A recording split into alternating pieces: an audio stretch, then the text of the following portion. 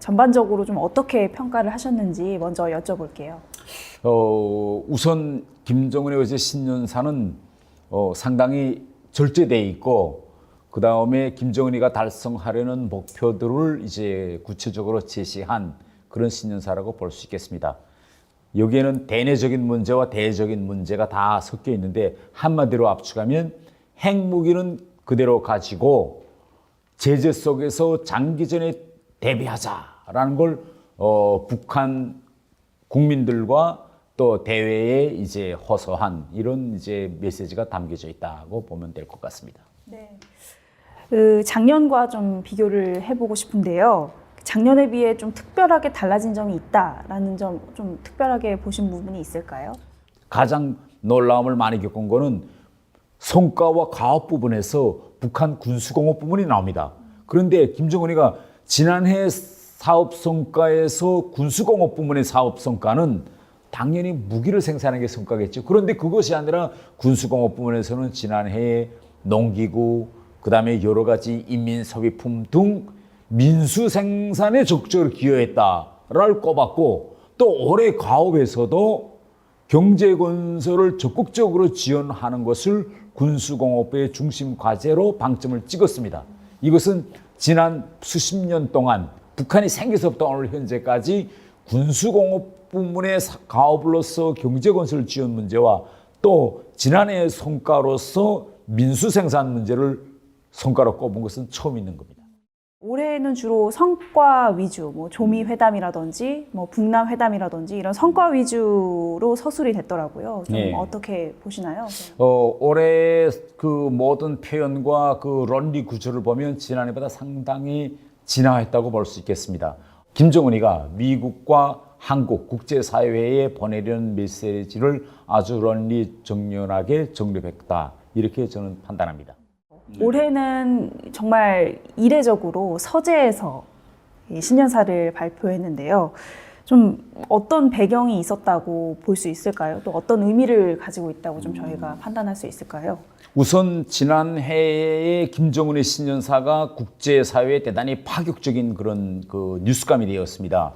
핵단추가 책상 위에 있다, 이런 이전 파격적인 언어들이 나오면서 올해에는 김정은 신년사가 발표되기 며칠 전부터 한국과 외국 언론들에서 과연 김정은은 무슨 신년사에 무슨 내용을 담을까, 이게 초점이었습니다.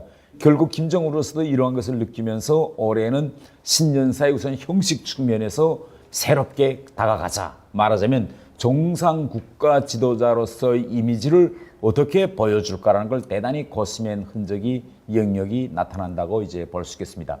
트럼프 집무실처럼 간단한 마이크를 하나 놓고 이제 했다든가, 이렇게 어쨌든 현대 사회의 정상국가의 이미지를 보여주려는 이런 시도가 눈에 보입니다.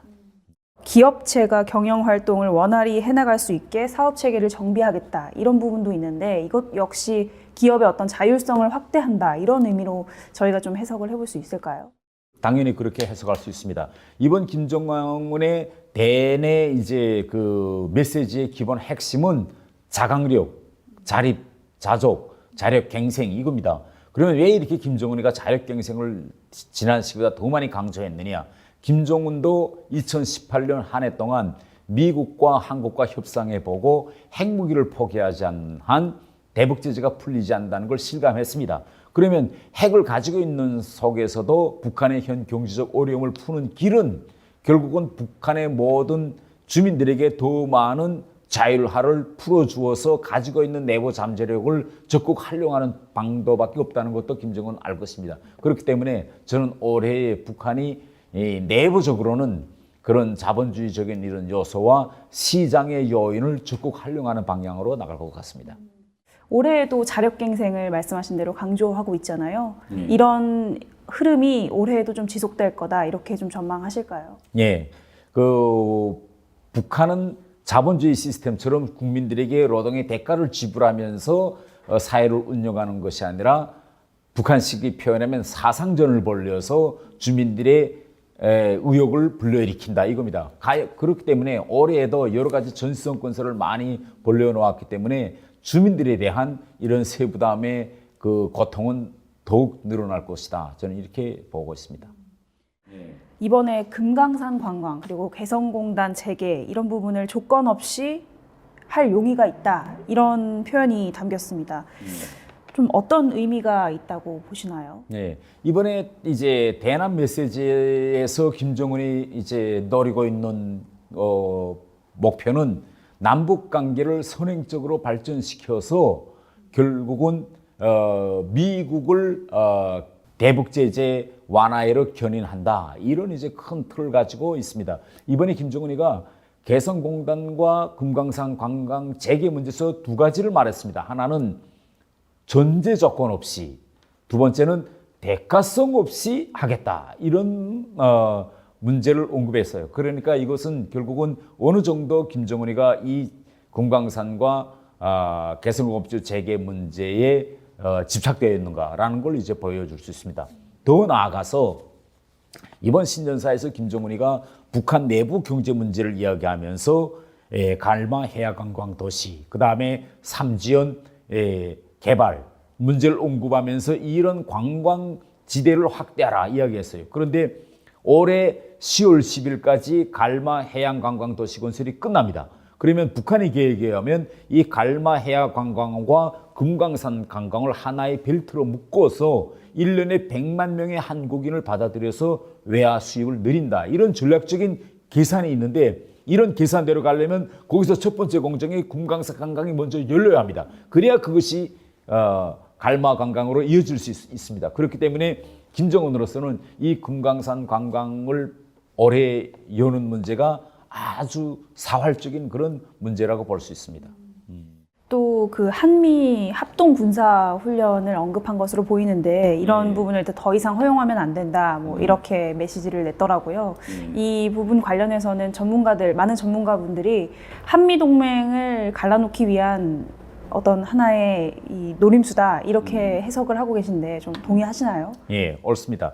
이제 그 문제와 이제 뒤에서 이제 나올 수 있는 미국과의 핵 협상 문제가 이제 다 하나의 연결고리로 이어지는 것이라고 볼 수 있겠습니다.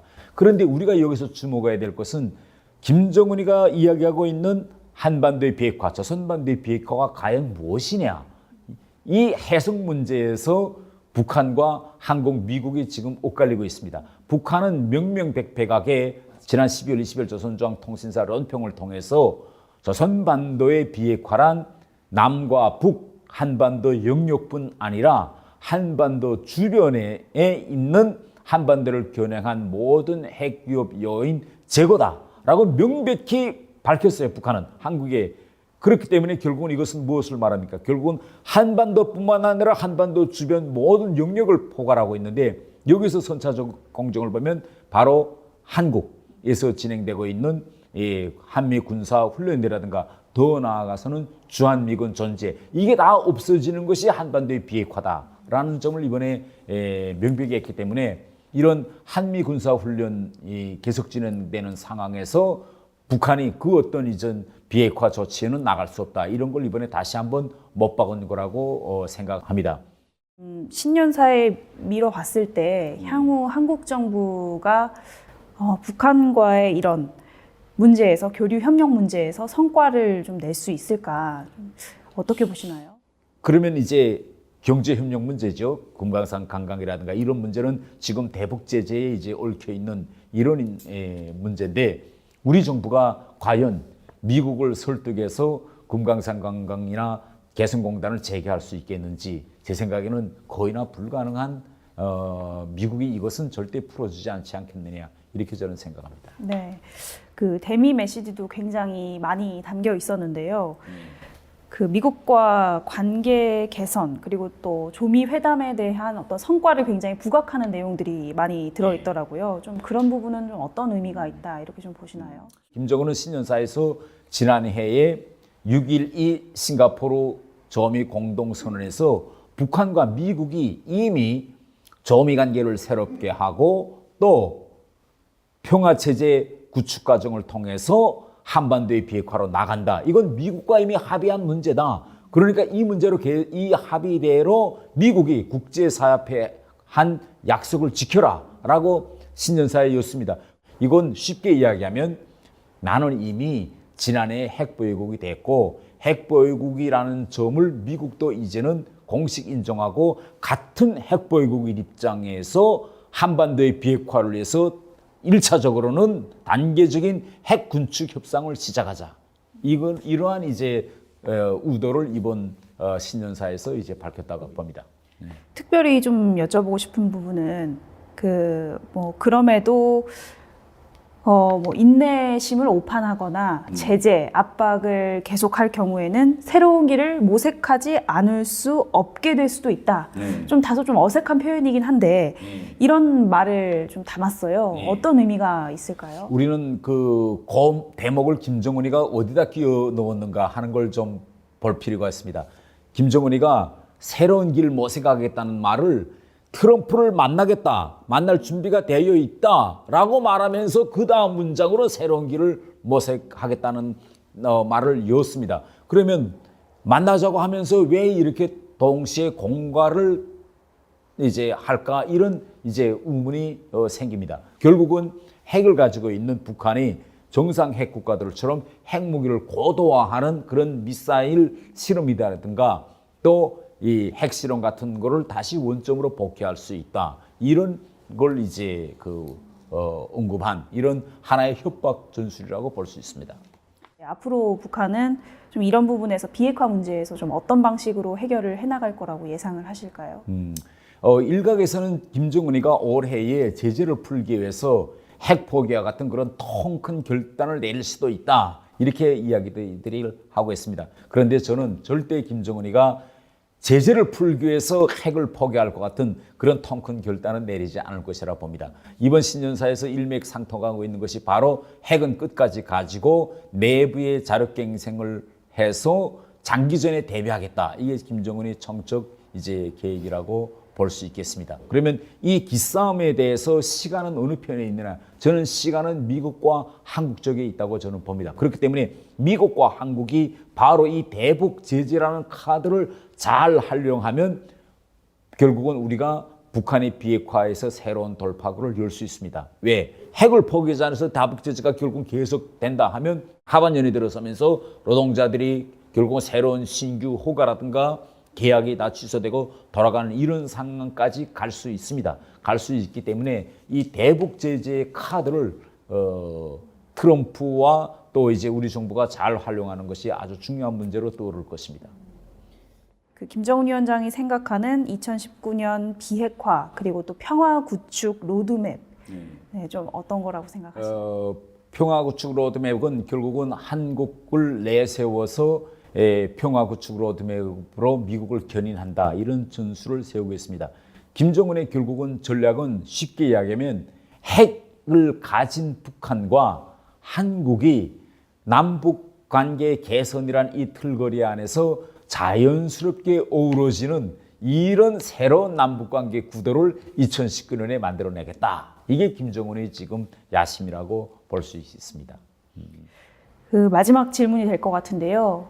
가장 관심을 갖고 있는 많은 국민들이 관심 갖고 있는 문제가 김정은 위원장의 서울 답방 문제입니다. 좀 올해 되게 좀 조기에 이루어질 것으로 보십니까?